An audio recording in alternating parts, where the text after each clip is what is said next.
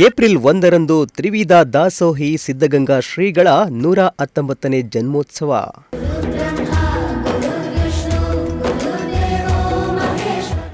ಶ್ರೀಗಳ ಜನ್ಮ ದಿನೋತ್ಸವಕ್ಕೆ ಸಿದ್ಧಗಂಗಾ ಮಠದಲ್ಲಿ ಸಕಲ ಸಿದ್ಧತೆ.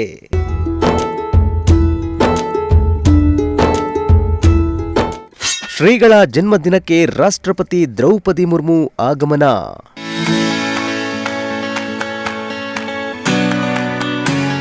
ಏಪ್ರಿಲ್ 1ರಂದು ತ್ರಿವಿಧ ದಾಸೋಹಿ ನಡೆದಾಡುವ ದೇವರು ಜನಸೇವೆಗಾಗಿ ನಿಂತಿದ್ದ ಪರಮ ಪೂಜ್ಯ ಶ್ರೀ ಶ್ರೀ ಶಿವಕುಮಾರ ಸ್ವಾಮಿಗಳ 119ನೇ ಜನ್ಮೋತ್ಸವ ಅನ್ನ ಅಕ್ಷರ ಆಶ್ರಯ ದಾಸೋಹದ ಮೂಲಕ ಜಗತ್ತು ಪ್ರಸಿದ್ಧಗೊಂಡಿದ್ದ ಸಿದ್ಧಗಂಗಾ ಮಠದ ಸಿದ್ಧಗಂಗಾ ಶ್ರೀಗಳ ಜನ್ಮದಿನವನ್ನ ಗುರುವಂದನಾ ಕಾರ್ಯಕ್ರಮ ಆಚರಿಸಲಿದ್ದು, ಸಿದ್ಧಗಂಗಾ ಮಠದಲ್ಲಿ ಸಕಲ ಸಿದ್ಧತೆ ಮಾಡಿಕೊಳ್ಳಲಾಗಿದೆ. ಗುರುವಂದನಾ ಕಾರ್ಯಕ್ರಮಕ್ಕೆ ಸಿದ್ಧಗಂಗಾ ಮಠದಲ್ಲಿ ಬೃಹತ್ ವೇದಿಕೆಯನ್ನ ಸಿದ್ಧತೆ ಮಾಡಿಕೊಳ್ಳಲಾಗ್ತಿದ್ದು, ಎಲ್ಲೆಲ್ಲೂ ಫ್ಲೆಕ್ಸ್ ಬ್ಯಾನರ್ಗಳನ್ನು ಹಾಕಲಾಗ್ತಿದೆ. ಇತ್ತ ಸಿದ್ಧಗಂಗಾ ಮಠದ ಸಿದ್ಧಲಿಂಗ ಶ್ರೀಗಳೇ ಮುಂದೆ ನಿಂತು ಕಾರ್ಯಕ್ರಮದ ಸಿದ್ಧತೆಯನ್ನ ಪರಿಶೀಲನೆ ನಡೆಸ್ತಾ ಇದ್ದು, ಇಂದು ಪತ್ರಿಕಾಗೋಷ್ಠಿ ಮೂಲಕ ಕಾರ್ಯಕ್ರಮದ ಬಗ್ಗೆ ಮಾಹಿತಿ ನೀಡಿದ್ರು.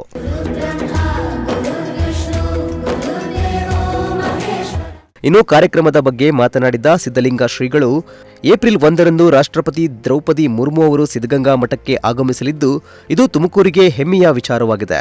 ದೇಶದ ದ್ವಿತೀಯ ಮಹಿಳಾ ರಾಷ್ಟ್ರಪತಿಯಾಗಿ ಬುಡಕಟ್ಟು ಹಾಗೂ ಆದಿವಾಸಿ ಸಮುದಾಯದಿಂದ ಬಂದಿರುವ ಅವರು ಮಠಕ್ಕೆ ಭೇಟಿ ಕೊಡ್ತಾ ಇರೋದು ಮಠದ ಪರಂಪರೆಗೂ ವಿಶೇಷ ಗೌರವ ತರುತ್ತದೆ ಎಂದರು. ಇನ್ನು ಕಾರ್ಯಕ್ರಮವು ಬೆಳಿಗ್ಗೆ 11ರಿಂದ ಮಧ್ಯಾಹ್ನ 12:30ರವರೆಗೆ ಸುಮಾರು 1.5 ಗಂಟೆಗಳ ಕಾಲ ನಡೆಯಲಿದೆ ಎಂದು ಮಾಹಿತಿ ತಿಳಿಸಿದರು. ಈಗಾಗಲೇ ನಿಮಗೆ ತಿಳಿದಿರುವ ಹಾಗೆ ರಾಷ್ಟ್ರಪತಿಗಳು ಬರ್ತಾ ಇರುವಂಥದ್ದು ನಮ್ಮ ತುಮಕೂರಿನ ಹೆಮ್ಮೆ. ಏಕೆಂದರೆ ಪ್ರಥಮ ಬಾರಿಗೆ ನಮ್ಮ ತುಮಕೂರಿಗೆ ಬರ್ತಾ ಇದ್ದಾರೆ ದ್ವಿತೀಯ ಮಹಿಳಾ ರಾಷ್ಟ್ರಪತಿಗಳಾಗಿರುವಂತಹ ಅವರು. ಪ್ರತಿಭಾ ಪಾಟೀಲ್ ಅವರು ಹಿಂದೆ ಬಂದಿದ್ದರು ಪೂಜ್ಯರ ಜಯಂತಿ ಮಹೋತ್ಸವದಲ್ಲಿ. ಈಗ ಇರುವಂತಹ ದ್ರೌಪದಿ ಮುರ್ಮುರವರು 2ನೇ ಮಹಿಳಾ ರಾಷ್ಟ್ರಪತಿಗಳಾಗಿರುವಂಥ ಅವರದೊಂದು ಹೆಮ್ಮೆಯ ವಿಚಾರ. ಅದರಲ್ಲೂ ಕೂಡ ಹಿಂದುಳಿದ ಬಡ ಕುಟುಂಬದಿಂದ ಆದಿವಾಸಿ ಒಂದು ಸಮುದಾಯದಿಂದ ಬಂದಿದ್ದಾರೆ ಅನ್ನೋದು ಬಹಳ ಹೆಮ್ಮೆ ಪಡಬೇಕಾಗಿರುವಂಥದ್ದು. ಅವರು ಈ ಕಾರ್ಯಕ್ರಮದಲ್ಲಿ ಆಗಮಿಸ್ತಾ ಇದ್ದಾರೆ. ಆ ಸಂದರ್ಭದಲ್ಲಿ ನಾವೆಲ್ಲರೂ ಕೂಡ ಅವರ ಆಗಮನದ ನಿರೀಕ್ಷೆಯಲ್ಲಿರುವಂತಹ ಅವರು. ಇನ್ನು ಗುರುವಂದನಾ ಕಾರ್ಯಕ್ರಮಕ್ಕೆ ರಾಜ್ಯಪಾಲರು, ಕೇಂದ್ರ ಸಚಿವ ಪ್ರಹ್ಲಾದ್ ಜೋಶಿ, ಜಿ ಪರಮೇಶ್ವರ್, ಎಂಬಿ ಪಾಟೀಲ್, ಲಕ್ಷ್ಮೀ ಹೆಬ್ಬಾಳ್ಕರ್ ಸೇರಿದಂತೆ ಹಲವು ಗಣ್ಯರು ಭಾಗವಹಿಸಲಿದ್ದಾರೆ. ಜೊತೆಗೆ ಸ್ಥಳೀಯ ಶಾಸಕರು ಮತ್ತು ಮುಖಂಡರು ಕೂಡ ಉಪಸ್ಥಿತರಿರುವರು. ರಾಷ್ಟ್ರಪತಿಗಳ ಭೇಟಿ ಹಿನ್ನೆಲೆಯಲ್ಲಿ ಬಿಗಿ ಭದ್ರತೆಯನ್ನ ಕೈಗೊಳ್ಳಲಾಗಿದೆ ಎಂದರು. ಸುತ್ತೂರಿನ ಜಗದ್ಗುರು ಶಿವರಾಜ ದೇಶಿಕೇಂದ್ರ ಮಹಾಸ್ವಾಮಿ ಸಾನ್ನಿಧ್ಯವನ್ನು ವಹಿಸ್ತಾ ಇದ್ದಾರೆ. ರಾಜ್ಯಪಾಲರಾಗಿರುವ ತವರ್ಚಂದ್ರ ಅವರು, ಗೆಹ್ಲೋಟ್ ಅವರು ಈ ಕಾರ್ಯಕ್ರಮದಲ್ಲಿ ಬರ್ತಾ ಇದ್ದಾರೆ. ಜೊತೆಗೆ ಕೇಂದ್ರ ಸಚಿವರಾಗಿದ್ದಂತಹ ಪ್ರಹ್ಲಾದ್ ಜೋಶಿರವರು, ವಿ ಸೋಮಣ್ಣನವರು ಇರ್ತಾರೆ. ಜೊತೆಗೆ ನಮ್ಮ ರಾಜ್ಯದ ಗೃಹ ಸಚಿವರಾಗಿರು ಮತ್ತು ನಮ್ಮ ತುಮಕೂರಿನ ಉಸ್ತುವಾರಿ ಸಚಿವರಾಗಿರುವಂತಹ ಪರಮೇಶ್ವರ್ ಅವರು, ಜೊತೆಗೆ ಉನ್ನತ ಕೈಗಾರಿಕಾ ಸಚಿವರಾಗಿರುವಂತಹ ಶ್ರೀ ಎಂಬಿ ಪಾಟೀಲ್ ಅವರು, ಮಹಿಳಾ ಮತ್ತು ಮಕ್ಕಳ ಅಭಿವೃದ್ಧಿ ಸಚಿವೆಯಾಗಿರುವಂತಹ ಏಕೈಕ ಮಹಿಳೆ ನಮ್ಮ ಸಂಪುಟದಲ್ಲಿರುವಂತಹವರು ರಾಜ್ಯದಲ್ಲಿ ಲಕ್ಷ್ಮೀ ಹೆಬ್ಬಾಳ್ಕರ್ ಅವರು ಬರ್ತಾ ಇದ್ದಾರೆ.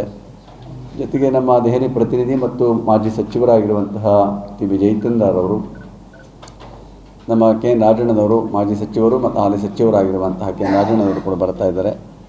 ಜೊತೆಗೆ ನಮ್ಮ ಇಬ್ಬರು ಶಾಸಕರು ಜ್ಯೋತಿ ಗಣೇಶ್ ಮತ್ತು ಸುರೇಶ್ ಗೌಡರು ಕೂಡ ಈ ಕಾರ್ಯಕ್ರಮದಲ್ಲಿ ಇಷ್ಟು ಅತಿಥಿಗಳೆಲ್ಲರೂ ಕೂಡ ಅನುಮತಿ ಕೊಟ್ಟಿದ್ದಾರೆ. ಏಕೆಂದರೆ ರಾಷ್ಟ್ರಪತಿಗಳಾಗಲಿ ಇಂಥ ಕಾರ್ಯಕ್ರಮದಲ್ಲಿ ಅವರ ಅನುಮತಿ ಇಲ್ಲದೆ ಯಾವುದನ್ನು ನಾವು ಪ್ರಕಟ ಮಾಡೋಂಗಿಲ್ಲ. ಆದರೆ ಈ ಕಾರ್ಯಕ್ರಮದ ಅನುಮತಿಗೆ ಬಹಳಷ್ಟು ವಿಳಂಬ ಆಯಿತು. ನಮ್ಮ ಕಾರ್ಯಕ್ರಮದ ಆಹ್ವಾನ ಪತ್ರಗಳನ್ನು ಮುದ್ರಣ ಮಾಡೋದಕ್ಕೆ ಇದಕ್ಕೆ ಯಾಕಪ್ಪ ವಿಳಂಬ ಆಯಿತು ಅಂದರೆ, ಅಲ್ಲಿಂದ ಅವರು ಅಪ್ರೂವಲ್ ಕೊಡೋವರೆಗೂ ನಾವು ಯಾವುದನ್ನು ಮುದ್ರಣ ಮಾಡೋ ಹಾಗಿಲ್ಲ. ಅದರಿಂದ ಪ್ರತಿಯೊಂದನ್ನು ಕೂಡ ಅವರಿಂದ ಆ ವಿವರಣೆಯನ್ನು ಪಡ್ಕೊಂಡು ಅವರ ಕೊನೆಗೆ ಅನುಮತಿಯನ್ನು ಕೊಟ್ಟ ಮೇಲೆ ಇದು ತಡವಾಗಿ ಆಹ್ವಾನ ಪತ್ರಿಕೆ ಆಗಿದೆ.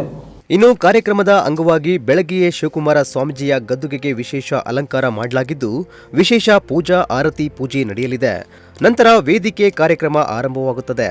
ಅಲ್ಲದೆ ಸಿದ್ಧಗಂಗಾ ಮಠಕ್ಕೆ ಬರುವ ಭಕ್ತರಿಗೆ ದಾಸೋಹ ವ್ಯವಸ್ಥೆಯನ್ನ ಮಾಡಲಾಗಿದೆ. ಸದ್ಯ ಎಸ್ಎಸ್ಎಲ್ಸಿ ಪರೀಕ್ಷೆಗಳು ನಡೆಯುತ್ತಿರುವ ಹಿನ್ನೆಲೆ ಈ ಬಾರಿ ಕಾರ್ಯಕ್ರಮವನ್ನ ಸೀಮಿತಗೊಳಿಸಲಾಗಿದೆ. ಇದೇ ವೇಳೆ ಶ್ರೀಗಳಿಗೆ ಭಾರತ ರತ್ನ ಪ್ರಶಸ್ತಿ ಕುರಿತಾಗಿ ಯಾವುದೇ ಸುದ್ದಿ ಅಥವಾ ಪ್ರಚಾರ ಮಾಡಬಾರದು ಎಂದು ಮಾಧ್ಯಮ ಪ್ರತಿನಿಧಿಗಳಲ್ಲಿ ಮನವಿ ಮಾಡಿಕೊಂಡ ಸಿದ್ಧಲಿಂಗ ಸ್ವಾಮೀಜಿ ಯಾವುದನ್ನು ಕೇಳಿ ಪಡೆಯಬಾರದು ಎಂಬ ಸಂದೇಶವನ್ನ ಒತ್ತಿ ಹೇಳಿದ್ದಾರೆ.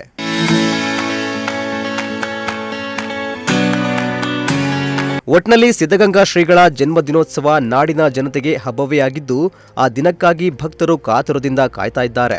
ಕ್ಯಾಮರಾ ಪರ್ಸನ್ ರಾಕೇಶ್ ಜೊತೆ ದೀಪಕ್, ಪ್ರಜಾಶಕ್ತಿ ಟಿವಿ, ತುಮಕೂರು.